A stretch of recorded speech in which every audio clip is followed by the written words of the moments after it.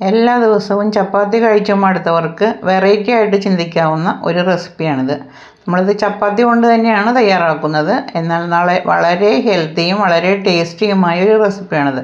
വളരെ ഈസി ആയിട്ട് ഉണ്ടാക്കാം. നമുക്ക് ബ്രേക്ക്ഫാസ്റ്റായോ വൈകിട്ട് ചായയോടൊപ്പമോ ഡിന്നറാക്കിയായിട്ട് നമുക്ക് കഴിക്കാവുന്ന നല്ലൊരു റെസിപ്പിയാണിത്. അപ്പോൾ അതെങ്ങനെയാണ് തയ്യാറാക്കുന്നതെന്ന് നോക്കാം. അതിനുവേണ്ടി 3 ചപ്പാത്തി എടുത്ത് വെച്ചിട്ടുണ്ട്. അപ്പോൾ ഞാനിവിടെ രാത്രിയാണ് ഡിന്നറായിട്ടാണ് ഇത് തയ്യാറാക്കുന്നത്. അപ്പോൾ 3 ചപ്പാത്തി നമുക്ക് ഒന്ന് കട്ട് ചെയ്തെടുക്കാം. ചെറിയ ചെറിയ പീസുകളാക്കി ഒന്ന് കട്ട് ചെയ്തെടുക്കാം. അപ്പോൾ ഓരോരുത്തർക്കും ഇഷ്ടമുള്ള ഷേപ്പിൽ നമുക്ക് മുറിച്ചെടുക്കുക. നന്നായിട്ട് ചെറിയ കഷ്ണങ്ങളാക്കി എടുക്കുക.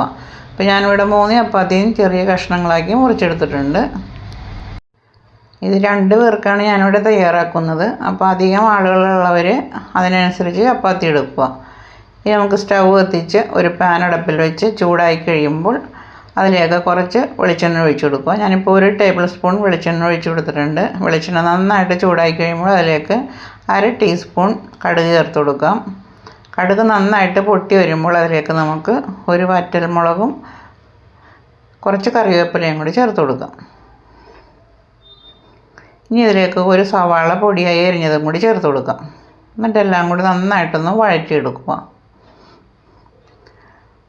ഇതിലേക്ക് 2 പച്ചമുളക് നീളത്തിൽ അരിഞ്ഞത് ചേർക്കാം. 2-3 അല്ലി വെളുത്തുള്ളി പൊടിയായി അരിഞ്ഞതും കൂടി ചേർക്കാം. ഒരു ചെറിയ കഷ്ണം ഇഞ്ചി പൊടിയായി അരിഞ്ഞത് അതും കൂടി ചേർക്കാം. ഇഞ്ചിയും വെളുത്തുള്ളിയൊക്കെ കുറച്ച് ചേർത്താൽ മതി. എല്ലാം കൂടി നന്നായിട്ടൊന്ന് വഴറ്റിയെടുക്കുക. ഇത് ബ്രൗൺ കളറൊന്നും ആവണ്ട, നന്നായിട്ടൊന്ന് വാടി കിട്ടിയാൽ മതി.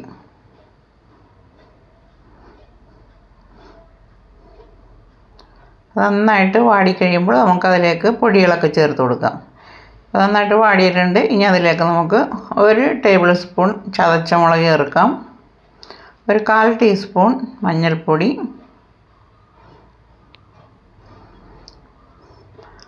1/2 ടീസ്പൂൺ കുരുമുളക് പൊടി, 1/2 ടീസ്പൂൺ ഗരം മസാലയും കൂടി ചേർക്കാം. ഇനി എല്ലാം കൂടി നന്നായിട്ടൊന്ന് വഴറ്റുക. ഇതിൻ്റെ പച്ചമണം മാറുന്നവരെ മീഡിയം ഫ്ലെയിമിലിട്ട് നന്നായിട്ടൊന്ന് വഴറ്റിയെടുക്കുക. ഒട്ടും കരിയാതെ തന്നെ വഴറ്റിയെടുക്കുക.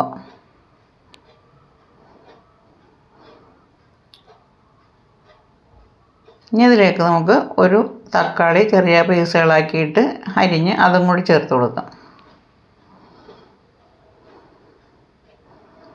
ഇനി മസാലയിൽ നമുക്ക് ഉപ്പൊന്നും ചേർത്തിട്ടില്ല. അപ്പോൾ നമുക്ക് തക്കാളിയും സവാളക്കും എല്ലാത്തിനും വേണ്ട ഉപ്പ് കൂടി ചേർത്ത് കൊടുക്കാം. അപ്പോൾ ഒരു 1/2 ടേബിൾ സ്പൂൺ ഉപ്പും കൂടി ചേർത്ത് ഒന്ന് നന്നായിട്ടൊന്ന് വഴറ്റിയെടുക്കുക. അതിന് തക്കാളിയും മസാലയൊക്കെ ഇടുന്ന നന്നായിട്ടൊന്ന് വാടി കിട്ടണം. അപ്പോൾ മീഡിയം ഫ്ലെയിമിലിട്ട് നന്നായിട്ടൊന്ന് വഴറ്റിയെടുക്കുക.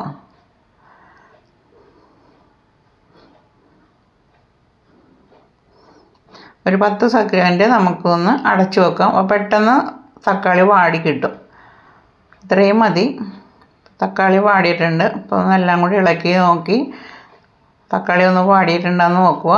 അതിനുശേഷം നമുക്കത് ഒരു സൈഡിലേക്കൊന്ന് നീക്കി വെക്കാം. ഇനി ഇതിലേക്ക് നമുക്ക് 2 മുട്ട ചേർത്ത് കൊടുക്കണം. അപ്പോൾ നമുക്ക് തക്കാളി എല്ലാം വാടി കഴിയുമ്പോൾ അതിലേക്ക് ഒന്ന് സൈഡിലേക്ക് നീക്കി വെച്ചിട്ട് അതിലേക്ക് നമുക്ക് 2 മുട്ട ചേർത്ത് കൊടുക്കാം. മുട്ടയും കൂടി ചേർത്താണ് നമ്മൾ ഈ റെസിപ്പി തയ്യാറാക്കുന്നത്. 2 മുട്ട ചേർത്ത് കൊടുത്തിട്ടുണ്ട്. ഇനി മുട്ടയിലേക്ക് ആവശ്യമായ ഒരു 1/2 ടീസ്പൂൺ കുരുമുളക് പൊടിയും 1/2 ടീസ്പൂൺ ഉപ്പും കൂടി ചേർത്ത് കൊടുക്കണം.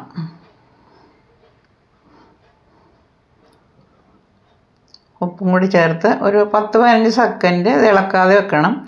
അപ്പോൾ തന്നെ ഇളക്കരുത്. അപ്പോൾ തന്നെ ഇളക്കി യോജിപ്പിച്ച് കഴിഞ്ഞ് ഇത് നന്നായിട്ട് പൊടിഞ്ഞു പോകും. അപ്പോൾ ഒരു 10 സെക്കൻഡ് ഒന്ന് ഇതേപോലെ ഒന്ന് അനക്കി കൊടുക്കുക. അപ്പോൾ നമുക്ക് ചെറിയ ചെറിയ പീസുകൾ ആവശ്യമാണ്, എന്നാൽ അധികം മൊരിയാനും പാടില്ല. അപ്പോൾ ചെറിയ ഒരു 10 സെക്കൻഡ് ഇങ്ങനെ ഇട്ട് കഴിയുമ്പോഴത്തേക്കും ഒന്ന് ഡ്രൈ ആയിട്ട് വരും. പിന്നെ നമുക്കൊന്ന് ഇളക്കി കൊടുക്കാം. അപ്പോൾ മുട്ട പൊടിഞ്ഞും കിട്ടും, ചെറിയ ചെറിയ പീസുകളാക്കി നമുക്ക് കിട്ടുകയും ചെയ്യും. ഇതേപോലെ ഒന്ന് ചെയ്ത് നോക്കുക. അപ്പോൾ മുട്ടയിലേക്ക് ആവശ്യമായ കുരുമുളക് പൊടിയും ഉപ്പുമൊക്കെ നമ്മൾ ചേർത്തിട്ടുണ്ട്. ഇനി നമുക്ക് നന്നായിട്ടൊന്ന് ഇളക്കി യോജിപ്പിക്കാം. ഇനിയും നമ്മുടെ തക്കാളിയും എല്ലാം കൂടി ഒന്ന് ഇളക്കി യോജിപ്പിക്കാം. മുട്ടയിലേക്ക് ഈ മസാലകളൊക്കെ പിടിക്കുന്നത് വരെ ഒന്ന് നന്നായിട്ട് ഇളക്കി യോജിപ്പിക്കുക. നല്ല അടിപൊളി റെസിപ്പിയാണിത്. ഇനി നമുക്കിതിലേക്ക് നമ്മൾ അരിഞ്ഞു വെച്ചിരിക്കുന്ന ചപ്പാത്തി ചേർത്ത് കൊടുക്കാം. എല്ലാം കൂടി നന്നായിട്ടൊന്ന് ഇളക്കി യോജിപ്പിക്കുക. ഈ ചപ്പാത്തിയിൽ എല്ലാ മസാലകളൊക്കെ എത്തുന്ന വിധത്തിൽ എല്ലാം കൂടി നല്ല അടി ചേർത്ത് ഇളക്കി നന്നായിട്ട് ഇളക്കി യോജിപ്പിക്കണം. ഈ ചപ്പാത്തിയിലേക്ക് നമുക്ക് നമ്മുടെ മസാലകളും ഈ മുട്ടയുടെ ടേസ്റ്റൊക്കെ നന്നായിട്ട് പിടിച്ചു വരണം. അതിനുവേണ്ടി നന്നായിട്ട് എല്ലായിടത്തും ആകുന്ന വിധത്തിൽ നന്നായിട്ട് ഇളക്കി യോജിപ്പിക്കുക. സ്റ്റവ് സിമ്മിലിടുക. സിമ്മിലിട്ടിട്ടാണ് ഇളക്കേണ്ടത്, അല്ലെങ്കിൽ പെട്ടെന്ന് തന്നെ ഇത് ഡ്രൈ ആയിപ്പോവും, കരിഞ്ഞു പോകും. അപ്പം സ്റ്റവ് സിമ്മിലിട്ട് ഇതേപോലെ നന്നായിട്ട് ഇളക്കി യോജിപ്പിച്ചതിന് ശേഷം എല്ലാം കൂടി ഒന്ന് അമർത്തി വെക്കുക. എന്നിട്ട് സ്റ്റവ് സിമ്മിലിട്ട് ഒരു 2 മിനിറ്റ് അടച്ചു വെക്കുക. അപ്പോൾ ചപ്പാത്തിയിലേക്ക് എല്ലാ മസാലകളും പിടിച്ച് നല്ല സൂപ്പർ ടേസ്റ്റ് ആയിരിക്കും നമ്മുടെ ചപ്പാത്തിക്ക്. 2 മിനിറ്റ് ഒന്ന് അടച്ചു വെച്ചതിന് ശേഷം നമുക്ക് തുറന്നു നോക്കാം. ഡ്രൈ ആയിട്ട് എടുക്കുന്ന ആൾക്കാർക്ക് വേണമെങ്കിൽ തുറന്ന് ഇട്ടിട്ട് കുറച്ച് നേരം കൂടി നമുക്ക് ഇതുപോലെ വഴറ്റി കൊടുക്കുക. അപ്പോൾ ഇത്തിരി കൂടി ഡ്രൈ ആയിട്ടിരിക്കും. സോഫ്റ്റായിട്ട് എടുക്കുന്നവർക്കാണ് ഇഷ്ടമെങ്കിൽ ഇങ്ങനെ എടുത്താൽ മതി. അധികം ഇട്ട് ഫ്രൈ ആക്കരുത്. ഇപ്പോൾ നമ്മൾ നല്ല ടേസ്റ്റായിട്ട് ഉണ്ടാക്കിയിട്ടുണ്ട്. ഇത്രയും മതി. അപ്പോൾ ഇടയ്ക്കിടയ്ക്ക് മുട്ടയും ചപ്പാത്തിയും ഒക്കെ ഇട്ട് നല്ല ടേസ്റ്റായിരിക്കും ഇത് കഴിക്കാനായിട്ട്. ഗരം മസാലയും കുരുമുളക് പൊടിയൊക്കെ ഇട്ടതുകൊണ്ട് നേരിയൊരു എരിവും ഉണ്ടാവും. നല്ല ഡിന്നറിനൊക്കെ നല്ല അടിപൊളി ഫുഡാണിത്. അപ്പോൾ കുറച്ച് മല്ലിയിലയും കൂടി ചേർത്ത് കഴിഞ്ഞാൽ സ്റ്റൗ ഓഫ് ചെയ്യുക. നമ്മുടെ ഡിന്നർ തയ്യാറായി. അപ്പോൾ എപ്പോഴും ചപ്പാത്തി വെറുതെ കഴിക്കുന്ന ആൾക്കാർക്ക് ഇതേപോലെയൊക്കെ ഒന്ന് പരീക്ഷിക്കാവുന്നതാണ്. നല്ല ടേസ്റ്റാണ്. മുട്ടയും കൂടി ചേർത്ത് ഈ മസാല ഇത് കൂടി എല്ലാം കൂടി വരുമ്പോഴത്തേക്കും നമ്മുടെ കൊത്ത് ചപ്പാത്തി സൂപ്പറായിട്ട് കിട്ടിയിട്ടുണ്ട്. ഈ റെസിപ്പി ഇഷ്ടമായാൽ ലൈക്ക് ചെയ്യുക, കമൻറ്റ് ചെയ്യുക, ഷെയർ ചെയ്യുക. സബ്സ്ക്രൈബ് ചെയ്തൊന്ന് സപ്പോർട്ടും കൂടി ചെയ്യുക. അപ്പോൾ നമ്മളൊരു പ്ലേറ്റിലേക്ക് ആക്കിയിട്ടുണ്ട്. നല്ല സൂപ്പർ ടേസ്റ്റാണ്. നല്ല ചൂടോടുകൂടി കഴിക്കാൻ നല്ല അടിപൊളിയാണ്. നമുക്ക് മുട്ടയും ചപ്പാത്തിയും മസാലയൊക്കെ കൂടി നല്ലൊരു മണവുമാണ്, നല്ലൊരു ഫ്ലേവറാണ് ഇത് കഴിക്കുമ്പോഴത്തേക്കും. അപ്പോൾ ചപ്പാത്തിയൊക്കെ ബാക്കി വരുന്നത് ഉണ്ടെങ്കിൽ നമുക്ക് ഇതേപോലെ ഒന്ന് തയ്യാറാക്കി നോക്കുക. അപ്പോൾ 3 ചപ്പാത്തി ഉണ്ടെങ്കിൽ 2 പേർക്കുള്ള ഫുഡ് തയ്യാറാക്കാൻ പറ്റും. അപ്പോൾ ചപ്പാത്തി ബാക്കി വരുന്നവരുണ്ടെങ്കിൽ ഇതേപോലെ നിങ്ങളൊന്ന് തയ്യാറാക്കി നോക്കുക. അടുത്ത ഈസി റെസിപ്പിയുമായി നാളെ കാണാം.